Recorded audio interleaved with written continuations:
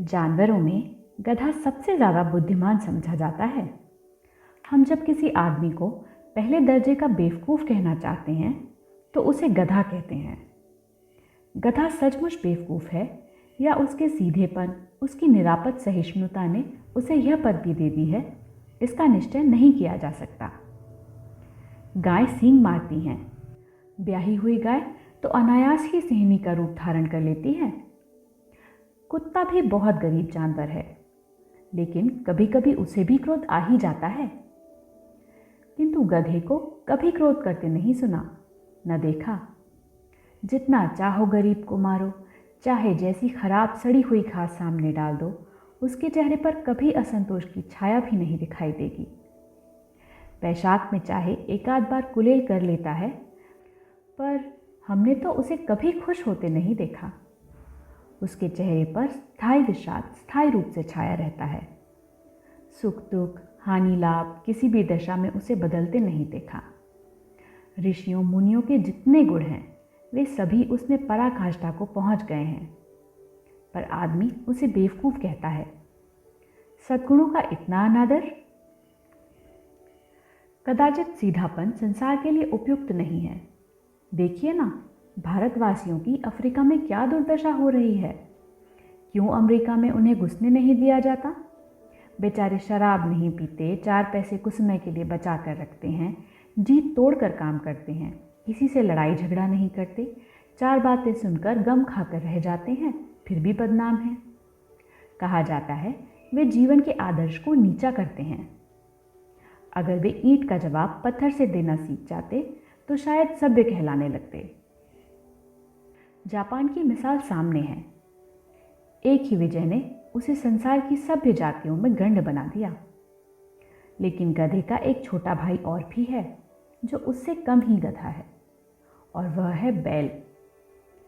जिस अर्थ में हम गधा का प्रयोग करते हैं, कुछ उसी से मिलते जुलते अर्थ में बछिया के ताऊ का भी प्रयोग करते हैं। कुछ लोग बैल को शायद बेवकूफ़ी में सर्वश्रेष्ठ कहेंगे, मगर हमारा विचार ऐसा नहीं है। बैल कभी कभी मारता भी है, कभी कभी अड़ियल बैल भी देखने में आता है, और भी कई रीतियों से अपना असंतोष प्रकट कर देता है। अतएव उसका स्थान गधे से नीचा है। जूरी के पास 2 बैल थे, हीरा और मोती। देखने में सुंदर, काम में चौकस, डील में ऊंचे।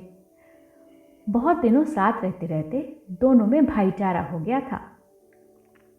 दोनों आमने सामने या आसपास बैठे हुए एक दूसरे से मुंह भाषा में विचार विनिमय किया करते थे। एक दूसरे के मन की बात को कैसे समझा जाता है हम कह नहीं सकते। अवश्य ही उनमें कोई ऐसी गुप्त शक्ति थी जिससे जीवों में श्रेष्ठता का दावा करने वाला मनुष्य वंचित है। दोनों एक दूसरे को चाट कर सूंघ कर अपना प्रेम प्रकट करते। कभी कभी दोनों सींग भी मिला लिया करते थे, विग्रह के नाते से नहीं, केवल विनोद के भाव से, आत्मीयता के भाव से। जैसे दोनों में घनिष्ठता होते ही धौल धप्पा होने लगता है। इसके बिना दोस्ती कुछ फुसफुसी, कुछ हल्की सी रहती है, फिर ज़्यादा विश्वास नहीं किया जा सकता। जिस वक्त ये दोनों बैल हल या गाड़ी में जोत दिए जाते और गर्दन हिला हिला कर चलते, उस समय हर एक की चेष्टा होती कि ज़्यादा से ज़्यादा बोझ मेरी ही गर्दन पर रहे। दिन भर के बाद दोपहर या संध्या को दोनों खुलते तो एक दूसरे को चाट चूट कर अपनी थकान मिटा लिया करते। नाद में खली भूसा पड़ जाने के बाद दोनों साथ उठते, साथ नाद में मुंह डालते और साथ ही बैठते थे। एक मुंह हटा लेता तो दूसरा भी हटा लेता था। संयोग की बात, झूरी ने एक बार गोई को ससुराल भेज दिया। बैलों को क्या मालूम वे कहाँ भेजे जा रहे हैं। समझे मालिक ने हमें बेच दिया। अपना यूं बेचा जाना उन्हें अच्छा लगा या बुरा कौन जाने, पर झूरी के साले गया को घर तक गोई ले जाने में दांतों पसीना आ गया। पीछे से हाँकता तो दोनों दाएं बाएं भागते, पगहिया पकड़कर आगे से खींचता तो दोनों पीछे की ओर जोर लगाते, मारता तो दोनों सीने नीची करके हुकारते। अगर ईश्वर ने उन्हें वाणी दी होती तो झूरी से पूछते, तुम हम गरीबों को क्यों निकाल रहे हो? हमने तो तुम्हारी सेवा करने में कोई कसर नहीं उठा रखी। अगर इतनी मेहनत से काम न चलता था तो और काम ले लेते। हमें तो तुम्हारी चाकरी में मर जाना कबूल था। हमने कभी दाने चारे की शिकायत नहीं की। तुमने जो कुछ खिलाया वह सिर झुकाकर खा लिया। फिर तुमने हमें इस जालिम के हाथों क्यों बेच दिया? संध्या समय दोनों बैल अपने नए स्थान पर पहुंचे। दिन भर के भूखे थे, लेकिन जब नाद में लगाए गए तो एक ने भी उसमें मुंह नहीं डाला। दिल भारी हो रहा था। जिसे उन्होंने अपना घर समझ रखा था वह आज उनसे छूट गया। यह नया घर, नया गांव, नए आदमी उन्हें बेगाने से लगते थे। दोनों ने अपनी मूक भाषा में सलाह की, एक दूसरे को कनखियों से देखा और लेट गए। जब गांव में सोता पड़ गया तो दोनों ने जोर मारकर पगहा तुड़ा डाले और घर की तरफ चले। पगहे बहुत मजबूत थे। अनुमान न हो सकता था कि कोई बैल उन्हें तोड़ सकेगा, पर इन दोनों में इस समय दूनी शक्ति आ गई थी। एक एक झटके में रस्सियां टूट गईं। झूरी प्रातःकाल सोकर उठा तो देखा कि दोनों बैल चरनी पर खड़े हैं। दोनों की गर्दनों में आधा आधा गराव लटक रहा है। घुटने तक पांव कीचड़ से भरे हैं और दोनों की आंखों में विद्रोह में स्नेह झलक रहा है। झूरी बैलों को देखकर स्नेह से गदगद हो गया। दौड़कर उन्हें गले लगा लिया। प्रेमालिंगन और चुंबन का वह दृश्य बड़ा मनोहर था। घर और गांव के लड़के जमा हो गए और तालियां बजा बजाकर उनका स्वागत करने लगे। गांव के इतिहास में यह घटना अभूतपूर्व न होने पर भी महत्वपूर्ण थी। बाल सभा ने निश्चय किया, दोनों पशुवीरों का अभिनंदन पत्र देना चाहिए। कोई अपने घर से रोटियां लाया, कोई गुड़, कोई चोकर, कोई भूसी। एक बालक ने कहा, ऐसे बैल किसी के पास ना होंगे।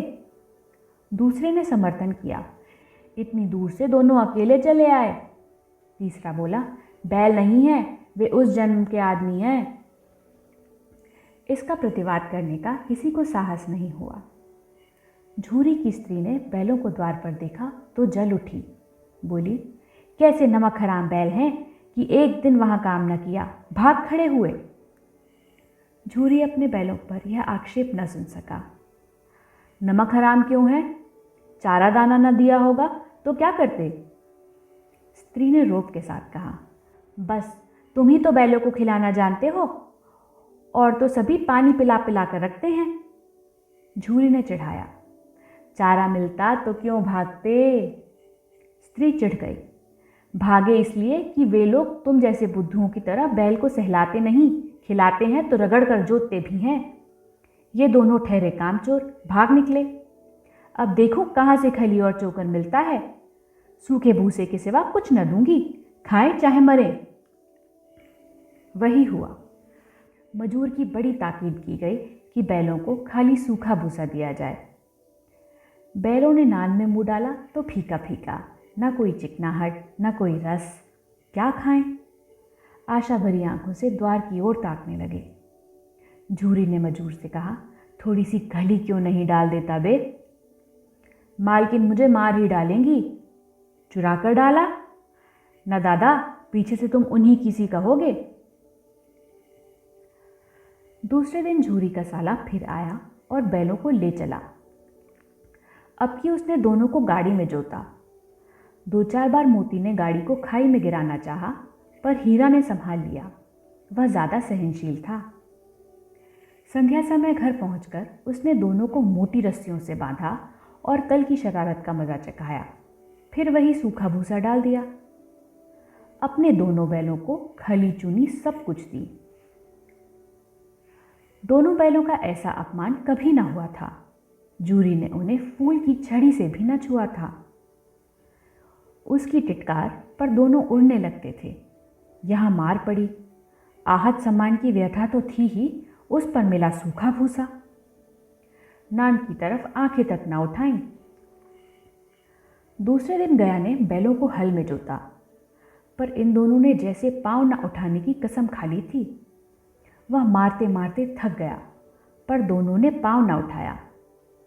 एक बार जब उस निर्दयी ने हीरा की नाक में खूब डंडे जमाए तो मोती को गुस्सा काबू से बाहर हो गया। हल लेकर भागा।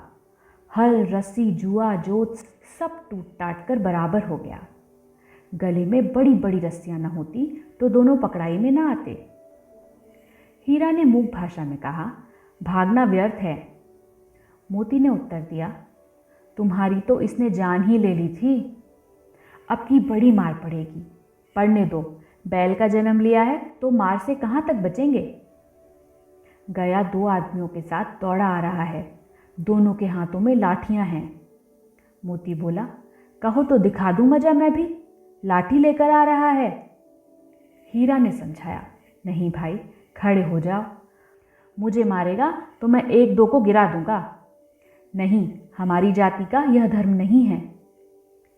मोती दिल में ऐंठ कर रह गया। गया आ पहुंचा और दोनों को पकड़कर ले चला। कुशल हुई कि उसने इस वक्त मारपीट न की, नहीं तो मोती पलट पड़ता। उसके तेवर देख गया और उसके सहायक समझ गए कि इस वक्त टाल जाना ही भलमनसाहत है। आज दोनों के सामने फिर वही सूखा भूसा लाया गया। दोनों चुपचाप खड़े रहे। घर में लोग भोजन करने लगे।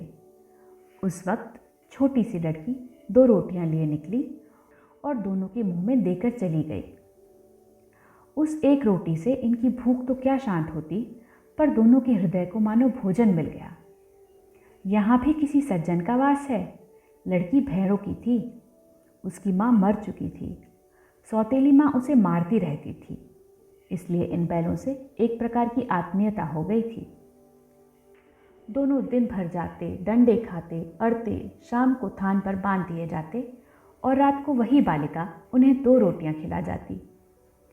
प्रेम के इस प्रसाद की यह बरकत थी कि 2-2 गाल सूखा भूसा खाकर भी दोनों दुर्बल न होते थे, मगर दोनों की आंखों में रोम रोम में विद्रोह भरा हुआ था। एक दिन मोती ने मूक भाषा में कहा, अब तो नहीं सहा जाता हीरा। क्या करना चाहते हो? एक आध को सींगों पर उठाकर फेंक दूंगा। लेकिन जानते हो, वह प्यारी लड़की जो हमें रोटियां खिलाती है उसी की लड़की है जो इस घर का मालिक है। यह बेचारी अनाथ हो जाएगी। तो मालकिन को फेंक दूं? वही तो इस लड़की को मारती है। लेकिन औरत जात पर सींग चलाना मना है, यह भूल जाते हो। तुम तो किसी तरह निकलने ही नहीं देते। बताओ, तुड़ाकर भाग चलें? हाँ, यह मैं स्वीकार करता, लेकिन इतनी मोटी रस्सी टूटेगी कैसे? इसका एक उपाय है। पहले रस्सी को थोड़ा चबा लो, फिर एक झटके में जाती है। रात को जब बालिका रोटियां खिलाकर चली गई तो दोनों रस्सियां चबाने लगे, पर मोटी रस्सी मुंह में ना आती थी। बेचारे बार बार जोर लगाकर रह जाते थे। सहसा घर का द्वार खुला और वह लड़की निकली। दोनों सिर झुकाकर उसका हाथ चाटने लगे। दोनों की पूंछें खड़ी हो गईं। उसने उनके माथे सहलाए और बोली, खोल देती हूँ, चुपके से भाग जाओ, नहीं तो ये लोग मार डालेंगे। आज घर में सलाह हो रही है कि इनकी नाकों में नाथ डाल दी जाए। उसने गराव खोल दिया, पर दोनों चुप खड़े रहे। मोती ने अपनी भाषा में पूछा, अब चलते क्यों नहीं? हीरा ने कहा, चलें तो, लेकिन कल इस अनाथ पर आफत आएगी, सब इसी पर संदेह करेंगे। सहसा बालिका चिल्लाई, दोनों फूफा वाले बैल भागे जा रहे हैं। ओ दादा, दादा, दोनों बैल भागे जा रहे हैं। ओ दादा, दादा, दोनों बैल भागे जा रहे हैं, जल्दी दौड़ो। गया हड़बड़ाकर भीतर से निकला और बैलों को पकड़ने चला। वे दोनों भागे। गया ने पीछा किया और भी तेज हुए। गया ने शोर मचाया। फिर गांव के कुछ आदमियों को भी साथ लेने के लिए लौटा। दोनों मित्रों को भागने का मौका मिल गया। सीधे दौड़ते चले गए, यहाँ तक कि मार्ग का ज्ञान न रहा। जिस परिचित मार्ग से आए थे उसका यहाँ पता न था। नए नए गांव मिलने लगे। तब दोनों एक खेत के किनारे खड़े होकर सोचने लगे, अब क्या करना चाहिए। हीरा ने कहा, मुझे मालूम होता है राह भूल गए। तुम भी बेतहाशा भागे, वहीं उसे मार गिराना था। उसे मार गिराते तो दुनिया क्या कहती? वह अपने धर्म छोड़ दे, लेकिन हम अपना धर्म क्यों छोड़ें? दोनों भूख से व्याकुल हो रहे थे। खेत में मटर खड़ी थी, चरने लगे।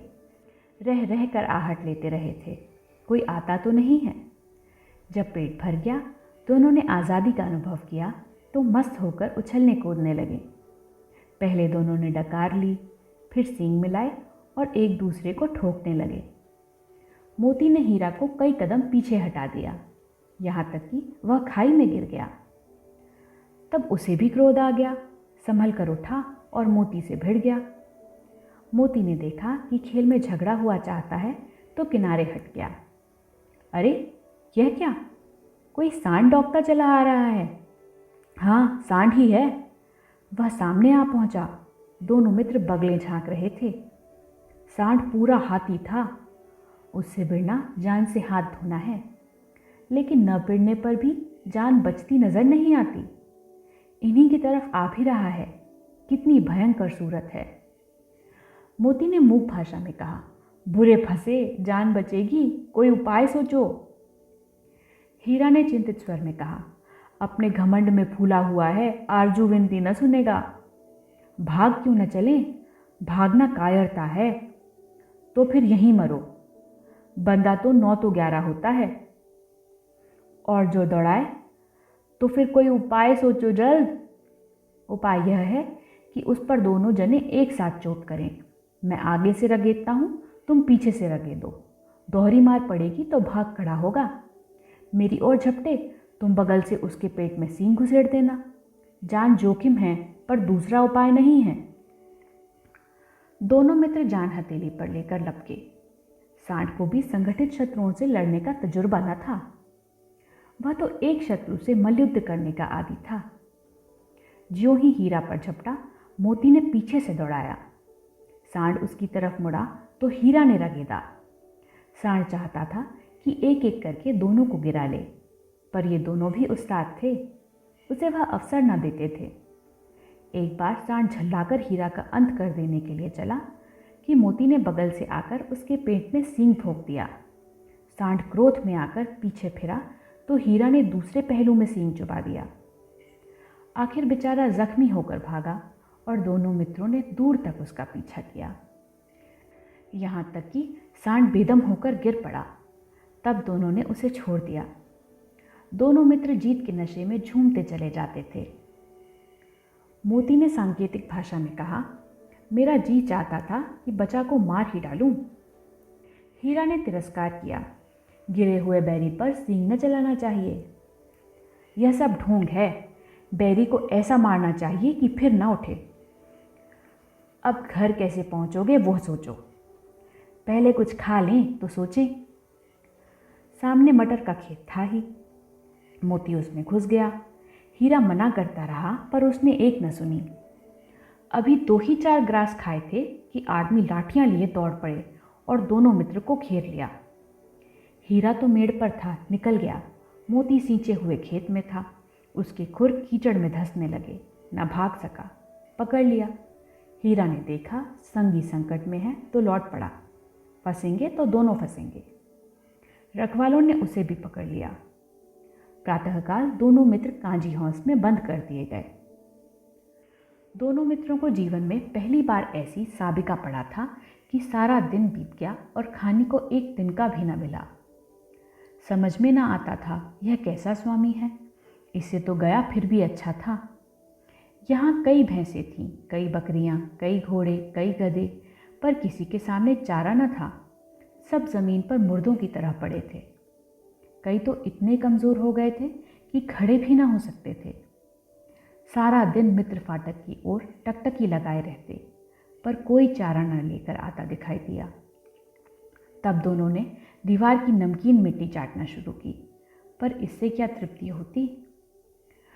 रात को भी जब कुछ भोजन न मिला तो हीरा के दिल में विद्रोह की ज्वाला दहक उठी। मोती से बोला, अब नहीं रहा जाता मोती। मोती ने सिर लटकाए हुए जवाब दिया, मुझे तो मालूम होता है कि प्राण निकल रहे हैं। आओ दीवार तोड़ डालें। मुझसे तो अब कुछ नहीं होगा। बस इसी बूथ पर अकड़ते थे, सारी अकड़ निकल गई। बाड़े की दीवार कच्ची थी। हीरा मजबूत तो था ही, अपने नुकीले सींग दीवार में गड़ा दिए और जोर मारा तो मिट्टी का एक चिप्पड़ निकल आया। फिर तो उसका साहस बढ़ा। उसने दौड़ दौड़ कर दीवार पर चोटें की और हर चोट में थोड़ी थोड़ी मिट्टी गिराने लगा। उसी समय कांजी, हौस का चौकीदार, लालटेन लेकर जानवरों की हाजिरी लेने आ निकला। हीरा का उद्दंडपन देखकर उसे कई डंडे रसीदे और मोटी सी रस्सी बांध दिया। मोती ने पड़े पड़े कहा, आखिर मार खाई, क्या मिला? अपने बूते भर जोर तो मार दिया। ऐसा जोर मारना किस काम का कि और बंधन में पड़ गए? जोर तो मारता ही जाऊंगा, चाहे कितने ही बंधन पड़ते जाएं। जान से हाथ धोना पड़ेगा, कुछ परवाह नहीं। यूं भी तो मरना ही है। सोचो, दीवार खुद जाती तो कितनी जानें बच जाती। इतने भाई यहाँ बंद है, किसी की देह में जान नहीं है। 2-4 दिन यही हाल रहा तो मर जाएंगे। हाँ, यह बात तो है। अच्छा, तो ला फिर मैं भी जोर लगाता हूँ। मोती ने दीवार में सींग मारा, थोड़ी सी मिट्टी गिरी और फिर हिम्मत बढ़ी। फिर तो वह दीवार में सींग लगाकर इस तरह जोर करने लगा मानो किसी प्रतिद्वंदी से लड़ रहा है। आखिर कोई 2 घंटे की जोर आजमाई के बाद दीवार ऊपर से लगभग 1 हाथ गिर गई। उसने दूनी शक्ति से दूसरा धक्का मारा तो आधी दीवार गिर पड़ी। दीवार का गिरना था कि अधमरे से पड़े हुए सभी जानवर चेत उठे। तीनों घोड़ियां सरपट भाग निकलीं, फिर बकरियां निकलीं, उसके बाद भैंसा भी खिसक गया, पर गधे अभी तक ज्यों के त्यों खड़े थे। हीरा ने पूछा, तुम दोनों क्यों नहीं भाग जाते? एक गधे ने कहा, जो कहीं फिर पकड़ लिए जाएं। तो क्या हरज है, अभी तो भागने का अवसर है। हमें तो डर लगता है, हम यहीं पड़े रहेंगे। आधी रात से ऊपर जा चुकी थी। दोनों गधे अभी तक खड़े सोच रहे थे कि भागें या ना भागें, और मोती अपने मित्र की रस्सी तोड़ने में लगा हुआ था। जब वह हार गया तो हीरा ने कहा, तुम जाओ, मुझे यहीं पड़ा रहने दो, शायद कहीं भेंट हो जाए।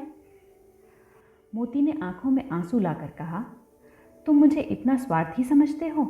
हीरा, हम और तुम इतने दिनों एक साथ रहे हैं, आज तुम विपत्ति में पड़ गए हो तो मैं तुम्हें छोड़कर अलग हो जाऊं? हीरा ने कहा, बहुत मार पड़ेगी, लोग समझ जाएंगे यह तुम्हारी शरारत है। मोती ने गर्व से बोला, जिस अपराध के लिए तुम्हारे गले में बंधना पड़ा, उसके लिए अगर मुझे मार पड़े तो क्या चिंता। इतना तो हो ही गया कि 9-10 प्राणियों की जान बच गई, वे सब तो आशीर्वाद देंगे। यह कहते हुए मोती ने दोनों गधों को सींगों से मार मार कर बाड़े से बाहर निकाला और तब अपने बंधु के पास आकर सो रहा। भोर होते ही मुंशी और चौकीदार तथा अन्य कर्मचारियों में कैसी खलबली मची, इसे लिखने की ज़रूरत नहीं। बस इतना ही काफ़ी है कि मोती की खूब मरम्मत हुई और उससे भी मोटी रस्सी में बांध दिया गया। 1 सप्ताह तक दोनों मित्र वहाँ पड़े रहे। किसी ने चारे का एक तृण भी न डाला। हाँ, एक बार पानी दिखा दिया जाता था, यही उनका आधार था। दोनों इतने दुर्बल हो गए थे कि उठा तक नहीं जाता था। ठठरियाँ निकल आई थीं। एक दिन बाड़ी के सामने डुग्गी बजने लगी और दोपहर होते होते वहाँ 50-60 आदमी जमा हो गए।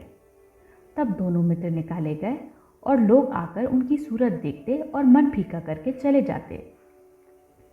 ऐसे मृतक बैलों को कौन खरीददार होता। सहसा एक दढ़ियल आदमी, जिसकी आंखें लाल थीं और मुद्रा अत्यंत कठोर, आया और दोनों मित्र के कूल्हों में उंगली गोदकर मुंशी जी से बातें करने लगा। चेहरा देखकर अंतर्ज्ञान से दोनों मित्रों का दिल कांप उठा। वह क्यों है और क्यों टटोल रहा है, इस विषय में उन्हें कोई संदेह न हुआ। दोनों ने एक दूसरे को भीत नेत्रों से देखा और सिर झुका लिया। हीरा ने कहा, गया के घर से नाहक भागे, अब तो जान न बचेगी। मोती ने अश्रद्धा के भाव से उत्तर दिया, कहते हैं भगवान सबके ऊपर दया करते हैं, उन्हें हमारे ऊपर दया क्यों नहीं आती। भगवान के लिए हमारा जीना मरना दोनों बराबर है। चलो अच्छा ही है, कुछ दिन उसके पास तो रहेंगे। एक बार उस भगवान ने उस लड़की के रूप में हमें बचाया था, क्या अपना बचाएंगे? यह आदमी छुरी चलाएगा, देख लेना। तो क्या चिंता है, मांस, खाल, सींग, हड्डी सब किसी के काम आ जाएगा। नीलाम हो जाने के बाद दोनों मित्र उस दड़ियल के साथ चले। दोनों की पोटी पोटी काँप रही थी। बेचारे पांव तक न उठा सकते थे, पर भय के मारे गिरते पड़ते भागे जाते थे, क्योंकि वह जरा भी चाल धीमे हो जाने पर डंडा जमा देता था। राह में गाय बैलों का एक रेवड़ हरे भरे हार में चरता नजर आया। सभी जानवर प्रसन्न थे, चिकने चपल। कोई उछलता था, कोई आनंद से पैठा पागुर कर रहा था। कितना सुखी जीवन था इनका, पर कितने स्वार्थी हैं सब। किसी को चिंता नहीं कि उनके दो भाई बधिक के हाथ पड़े कैसे दुखी हैं। सहसा दोनों को ऐसा मालूम हुआ कि परिचित राह है। हाँ, इसी रास्ते से गया उन्हें ले गया था। वही खेत, वही बाग, वही गांव मिलने लगे। प्रतिक्षण उनकी चाल तेज होने लगी। सारी थकान, सारी दुर्बलता गायब हो गई। आह, यह लो, अपना ही हार आ गया। इसी कुएं पर हम पुर चलाने आया करते थे, यही कुआं है। मोती ने कहा, हमारा घर नज़दीक आ गया है। हीरा बोला, भगवान की दया है, मैं तो अब घर भागता हूँ। यह जाने देगा, इसे मैं मार गिराता हूँ। नहीं नहीं, दौड़कर थान पर चलो, वहाँ से आगे हम न जाएंगे। दोनों उन्मत्त होकर बछड़ों की भांति कुलेले करते हुए घर की ओर दौड़े। वह हमारा थान है। दोनों दौड़कर अपने थान पर आए और खड़े हो गए। दड़ियल भी पीछे पीछे दौड़ा चला आता था। झूरी द्वार पर बैठा धूप खा रहा था। बैलों को देखते ही दौड़ा और उन्हें बारी बारी से गले लगाने लगा। मित्रों की आंखों से आनंद के आंसू बहने लगे। एक झूरी का हाथ चाट रहा था। दड़ियल ने जाकर बैलों की रस्सियां पकड़ ली। झूरी ने कहा, मेरे बैल हैं। तुम्हारे बैल कैसे हैं? मैं मवेशी खाने से नीलाम लिए आता हूँ। मैं तो समझता हूँ चुराए लिए जाते हो। चुपके से चले जाओ, मेरे बैल हैं, मैं बेचूंगा तो बिकेंगे। किसी को मेरे बैल नीलाम करने का क्या अख्तियार है? जाकर थाने में रपट कर दूंगा। मेरे बैल हैं, इसका सबूत यह है कि ये मेरे द्वार पर खड़े हैं। दड़ियल झल्लाकर बैलों को जबरदस्ती पकड़ ले जाने के लिए बढ़ा। उसी वक्त मोती ने सींग चलाया। दड़ियल पीछे हटे। मोती ने पीछा किया। दड़ियल भागा। मोती पीछे दौड़ा। गांव के बाहर निकल जाने पर वह रुका, पर खड़ा दड़ियल का रास्ता वह देख रहा था। दड़ियल दूर खड़ा धमकियां दे रहा था, गालियां निकाल रहा था, पत्थर फेंक रहा था और मोती विजय शूर की भांति उसका रास्ता रोके खड़ा था। गांव के लोग यह तमाशा देखते थे और हंसते थे। जब दड़ियल हार कर चला गया तो मोती अकड़ता हुआ लौटा। हीरा ने कहा, मैं तो डर गया था कि कहीं तुम गुस्से में आकर मार न बैठो। अब न आएगा। आएगा तो दूर से ही खबर लूंगा, देखूं कैसे ले जाता है। जो गोली मरवा दे, मर जाऊंगा पर उसके काम ना आऊंगा। हमारी जान को कोई जान ही नहीं समझता, इसलिए कि हम इतने सीधे हैं। जरा देर में नादों में खली, भूसा, चोकर और दाना भर दिया गया और दोनों मित्र खाने लगे। झूरी खड़ा दोनों को सहला रहा था, पर उनसे लिपट गया। झूरी की पत्नी भी भीतर से दौड़ी दौड़ी आई। उसने आकर दोनों बैलों के माथे चूम लिए।